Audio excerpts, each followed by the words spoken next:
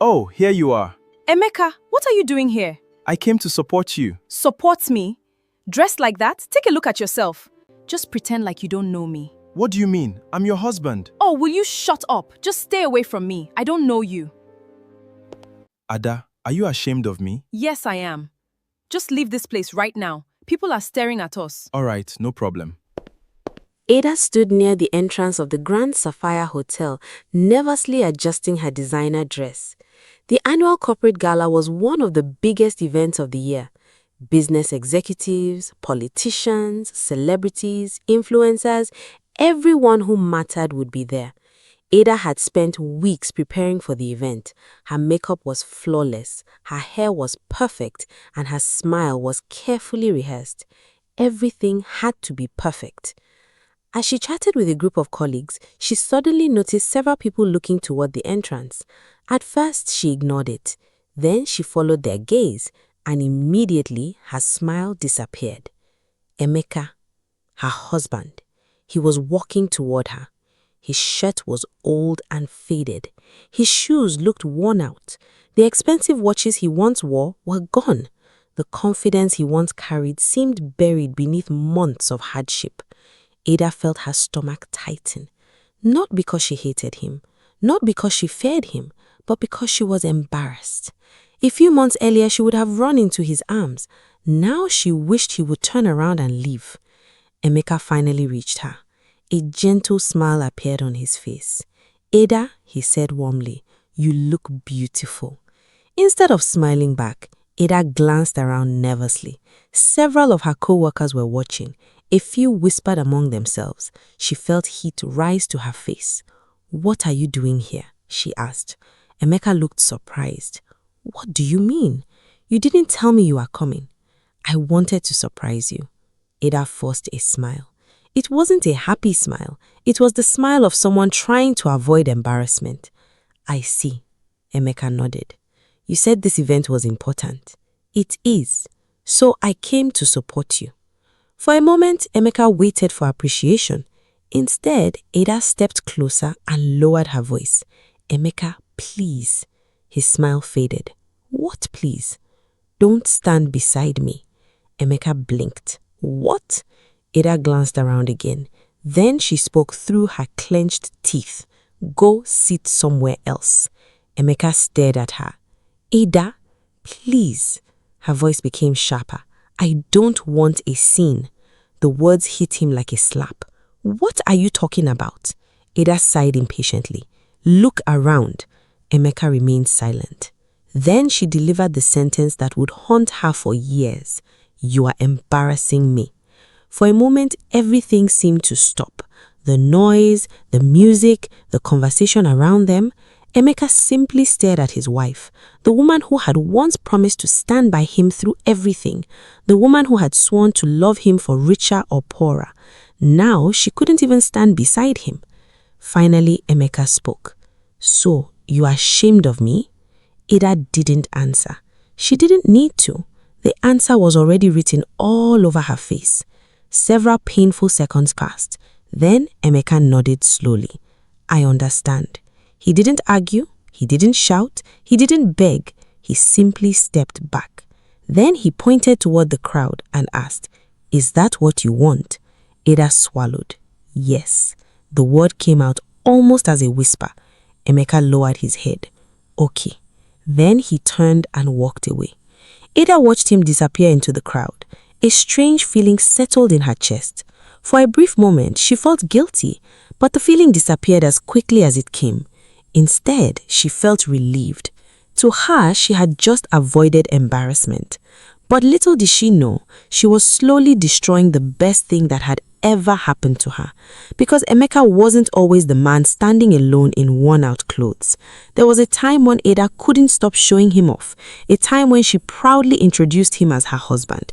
A time when she believed she was the luckiest woman alive.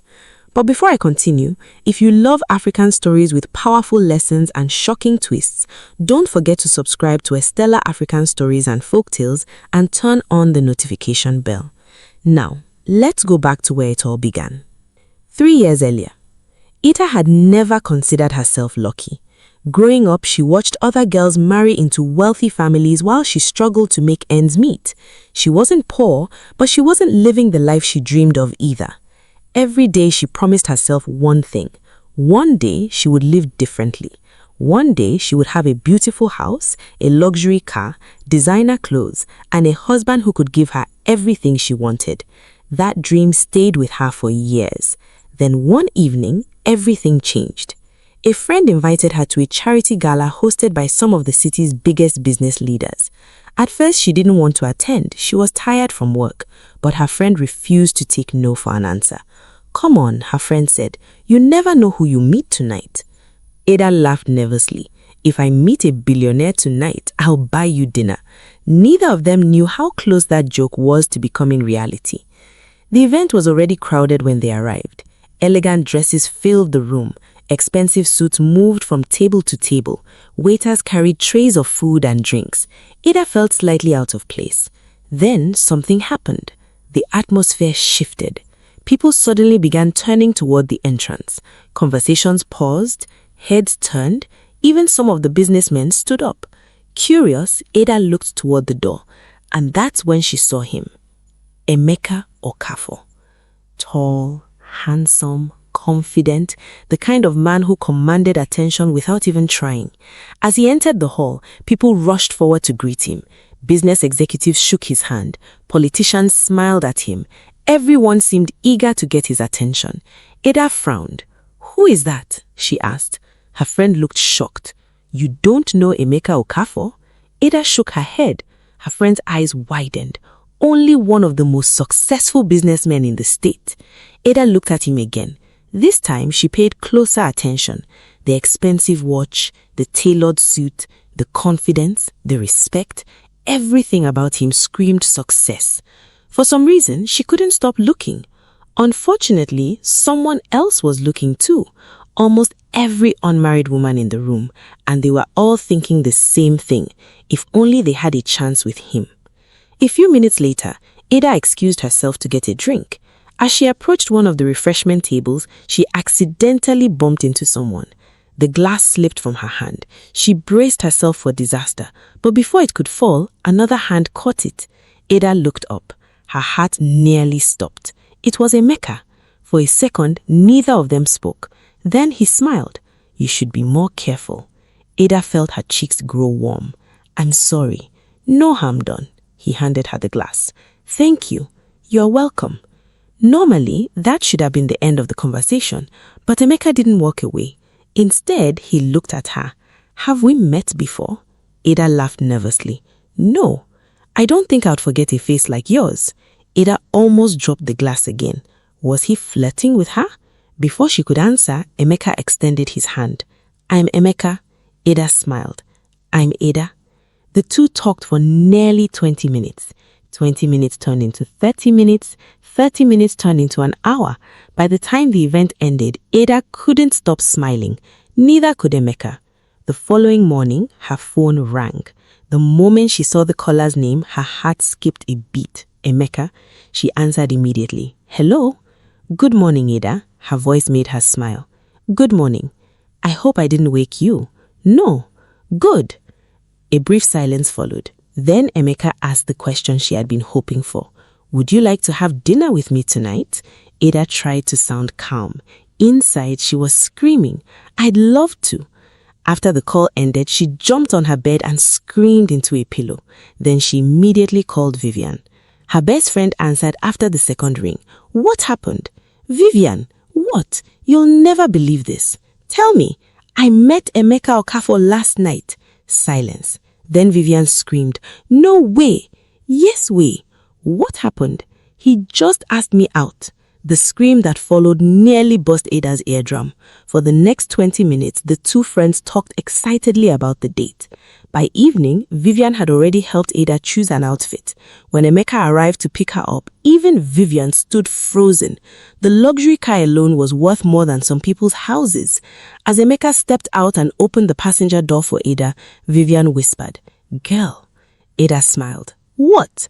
Vivian shook her head. "You better not mess this up." Ada laughed. At the time, she had no idea how ironic those words would become, because she was about to receive everything she had ever dreamed of, and one day she would throw it all away. From their very first date, Ada knew Emeka was different. He wasn't the loud, flashy type who tried to impress women by showing off. In fact, one of the things she liked most about him was how humble he seemed despite his wealth. The restaurant he took her to that evening overlooked the city skyline. The lights sparkled in the distance. Soft music played in the background. For hours they talked. Not about money, not about businesses, not about luxury cars. They talked about life. Their childhoods, their dreams, their fears. And for the first time in a long time, Ada found herself genuinely enjoying someone's company. By the end of the night, she couldn't stop smiling. As Emeka drove her home, he glanced at her. "I had a good time tonight." Ada smiled. "So did I. Can I see you again?" She laughed. "You already know the answer." Over the next few months, they became inseparable. Emeka called every morning, every evening, and sometimes just to hear her voice. Whenever Ada had a problem, he listened. Whenever she needed help, he was there. Whenever she doubted herself, he encouraged her. Slowly, she began falling for him. Or at least, she believed she was. Meanwhile, Vivian couldn't stop talking about him. Every time Ada mentioned Emeka, Vivian became excited. "Girl, this man is perfect." Ada laughed. "Nobody is perfect." "Close enough." The two women burst into laughter. Then Vivian became serious. "Ada, do you know how many women would kill for a man like this?" Ada smiled proudly. "I know." "No, seriously." Vivian leaned forward. "Rich, handsome, successful, lawyer. Girl, you hit the jackpot." Ada couldn't deny it. Sometimes she felt the same way. As the relationship grew stronger, Emeka began introducing her to his world. His business associates, his family, his closest friends. Everywhere they went, people respected him. And everywhere they went, people welcomed Ada warmly. Soon, she found herself living a life she had only dreamed about. Weekend vacations, luxury resorts, private dinners, exclusive events. Everything felt perfect. Then, one evening, something happened that made Ada believe her life was truly changing. She and Emeka were having dinner when he suddenly became quiet. Ada frowned. "Why are you looking at me like that?" Emeka smiled. "No reason." "There is definitely a reason." He laughed. Then he reached into his pocket. Immediately, Ada's heart began racing. No, it couldn't be, could it? The next thing she saw nearly took her breath away. A small velvet box. Slowly, Emeka opened it. Inside was a beautiful diamond ring. The restaurant seemed to disappear. The music faded. The conversations around them became distant. All Ada could see was the ring and the man holding it. Then Emeka stood. Ada, her eyes filled with tears. For the first time in her life, she was speechless. "You've brought happiness into my life." Ada covered her mouth. "You've made me a better man." Tears rolled down her cheeks. "And I don't want to spend another day without you." People around the restaurant had begun watching. Some were smiling, others had already started recording with their phones. Then Emeka dropped to one knee. "Ada," his voice was steady. His eyes never left hers. "Will you marry me?" For a second, Ada couldn't move, couldn't think, couldn't breathe. Then she nodded repeatedly. "Yes." The restaurant erupted into applause. "Yes!" More applause. "Yes, Emeka!" People cheered. Some wiped away tears. Emeka slipped the ring onto her finger. Then he pulled her into his arms. At that moment, Ada felt like the luckiest woman in the world. The news spread quickly. Friends called, family members celebrated, social media exploded. Everyone seemed happy for them. Well, almost everyone. A few days later, Ada and Vivian met for lunch. The moment Vivian saw the ring, she screamed so loudly that several people turned around. "Oh my goodness!" Ada laughed. "Relax. Relax?" Vivian grabbed her hand. "Do you know how much this ring must have cost?" The two women laughed. Then Vivian lowered her voice. "You are actually marrying Emeka Okofo." Ada smiled proudly. "Looks like it." Vivian shook her head. "You've officially won." "What do you mean?" Vivian leaned back in her chair. "Ada, your future is set." Ada smiled. At the time, she didn't realize how dangerous those words were. Because while she was learning to love Emeka, she was also becoming attached to something else. The lifestyle, the comfort, the luxury, the status. And one day, that attachment would be tested. A few weeks before the wedding, Ada met Vivian and two other friends at a restaurant. The women spent hours talking and laughing. Eventually, the conversation shifted to marriage. One friend smiled. "Ada, you are lucky." Ada laughed. "I know." "No, seriously." The woman shook her head. "Emeka is rich, handsome, successful." Vivian nodded in agreement. Then another friend asked a question that seemed harmless at the time. "Ada, what if Emeka loses all his money tomorrow?" The table burst into laughter. Ada laughed too, without thinking, without realizing anyone else might hear. Then she replied, "Then tomorrow I'll lose interest." The women laughed even harder. Vivian nearly spilled her drink. Another friend wiped tears from her eyes. Then someone asked another question. "Do you even love him?" Ada shrugged, still laughing. Then she said the words that would come back to haunt her years later. "Love doesn't pay bills." The table erupted again. None of them noticed the man standing near the entrance, the man who had arrived early for a business meeting, the man who had heard every single word, Emeka. And in that moment, something inside him broke. For the rest of that day, Emeka couldn't stop thinking about what he had heard. Every word echoed in his mind. "Then tomorrow I'll lose interest. Love doesn't pay bills."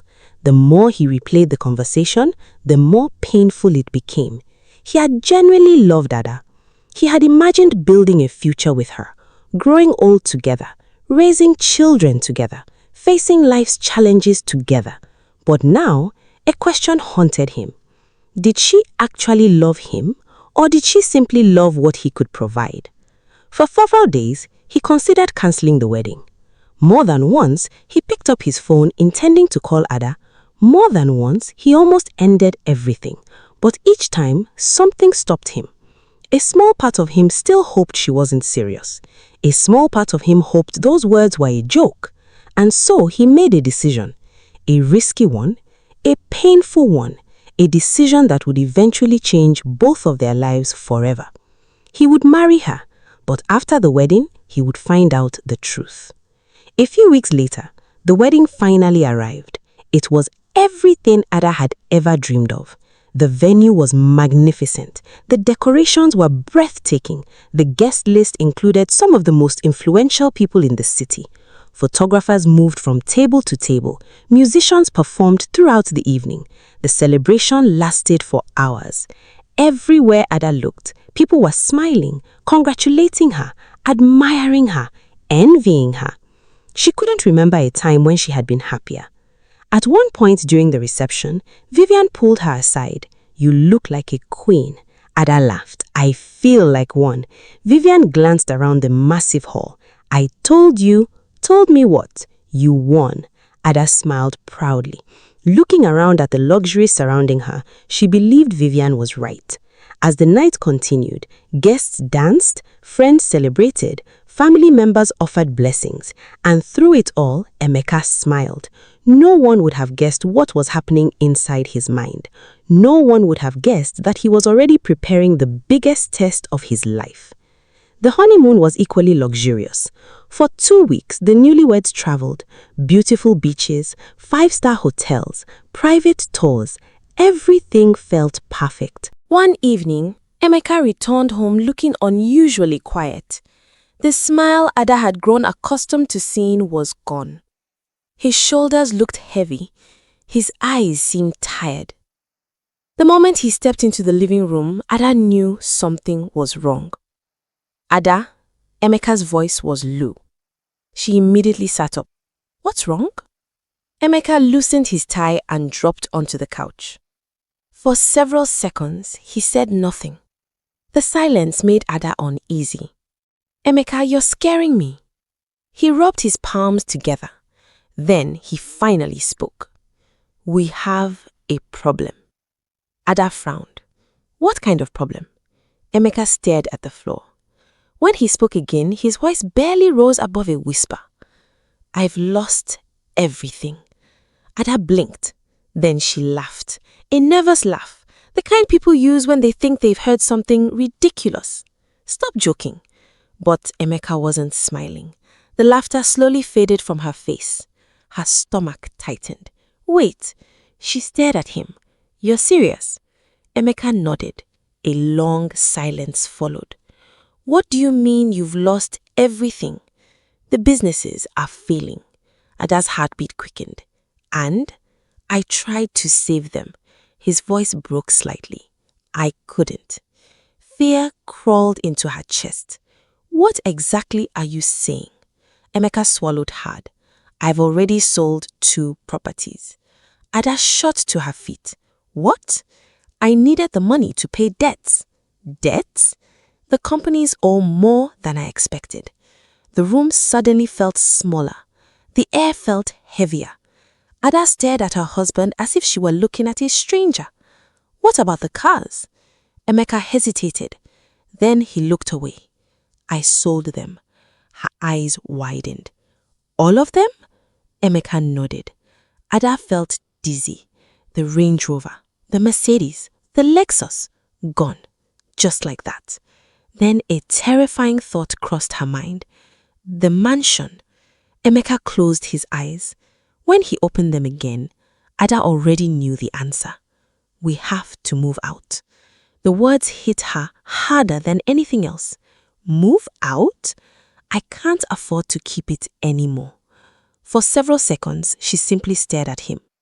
Then she laughed again. This time, there was no humor in it. Move where?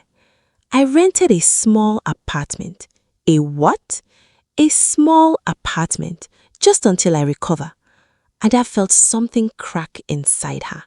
Not sympathy, not concern, not worry for her husband. Something far uglier. Do you have any idea what people are going to say? Emeka looked at her. People don't matter right now. They matter to me. The words escaped before she could stop them. The room fell silent. Emeka stared at her. Ada stared back. For the first time since their wedding, she looked at her husband and felt something she had never felt before. Disappointment. And before long, that disappointment would become resentment. The first few days in the apartment were unbearable for Ada. Every morning, she woke up hoping everything had been a nightmare. Every morning, reality greeted her. The mansion was gone. The luxury cars were gone. The servants were gone. The lifestyle she loved was gone. And every time she looked at Emeka, she was reminded of it. At first, she tried to hide her frustration. But as the days passed, it became harder. One evening, Emeka returned home carrying a bag of groceries. He looked exhausted. Sweat covered his forehead. His shirt was wrinkled. Yet, when he entered the apartment, he forced a smile. Good evening, Ada. Ada glanced at the grocery bag. That's all? Emeka looked confused. What do you mean? That's all you bought? It's what I could afford. Ada shook her head. Unbelievable. This was the same man who once bought expensive gifts without thinking twice. Now he was talking about what he could afford. She walked away without another word. That night, Emeka cooked dinner. When he called her to eat, she barely touched the food. The silence between them grew heavier each day. Weeks passed. The tension became impossible to ignore. Ada stopped smiling around him, stopped laughing with him, stopped asking how his day went. Instead, she spent hours scrolling through social media, watching her friends enjoy vacations, watching them show off expensive gifts, watching them live the life she once had. Every photo felt like a slap. Every video made her angrier. One afternoon, Vivian met Vivian for lunch. The moment Vivian arrived, she knew something was wrong. "You look terrible," Ada sighed. "You have no idea." For nearly an hour, she complained about the apartment, about the struggle, about Emeka, about everything. Vivian listened quietly. Then she asked a question. "Ada, be honest." "About what?" "If Emeka never becomes rich again," she paused, "can you stay with him?" Ada didn't answer immediately. Instead, she stared at her drink. Eventually, she spoke. "I don't know." Vivian nodded slowly. That answer told her everything. From that day forward, Vivian's advice began changing. Instead of encouraging Ada to support her husband, she encouraged her to think about herself. You only have one life. You deserve happiness. You shouldn't suffer because of another person's mistakes. The words sounded reasonable, at least at first. The more Ada listened, the more resentment grew inside her.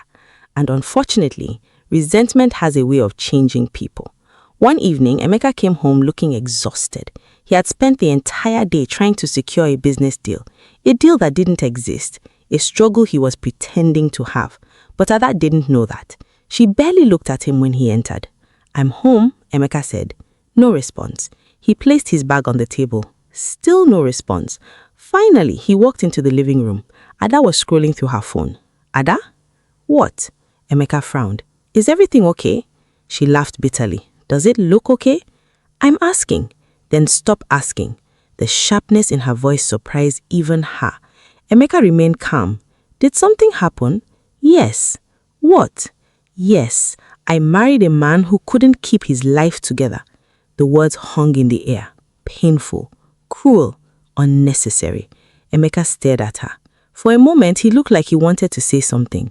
Instead, he remained silent. And that somehow annoyed Ada even more. "Say something. What do you want me to say?" "I don't know. You want me to apologize?" Ada folded her arms. "Maybe." Emeka nodded slowly. "I'm sorry." The apology caught her off guard. Not because she wanted one, because she expected an argument. Instead, Emeka simply accepted the insult. And somehow, that made her angrier. Days later, another incident happened. Ada was shopping in a supermarket when she ran into an old friend. The woman immediately smiled. "Ada?" Ada forced a smile. The two women exchanged greetings. Then the inevitable question came. "So, how's Emeka?" Ada hesitated for a split second. Just a split second, but it was enough. The woman noticed. "Oh," her smile faded slightly. "I heard he's been having some problems." Ada felt embarrassment burn through her body. The woman wasn't being rude, but Ada hated the pity in her voice. For the rest of the conversation, she felt uncomfortable, exposed, humiliated. The moment she got home, she exploded. "You know what your problem is?" she snapped. Emeka looked up from the table. "What happened?" "Everything." "Ada?" "No." She pointed at him. "You ruined my life." The words stunned him. "What?" "You heard me." "Ada, do you know how embarrassing this is?" Emeka slowly stood. "I didn't choose this, but it happened." She was practically shouting now. "My friends are moving forward. My friends are traveling. My friends are enjoying life. And look at me." The apartment fell silent.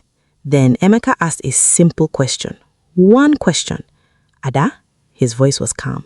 "If everything happened exactly the same way," he paused, "if I had met you while I was poor, would you still marry me?" The question hit him like a brick. For several seconds, she said nothing, because she knew the answer. And worse, so did Emeka. The silence between them said everything.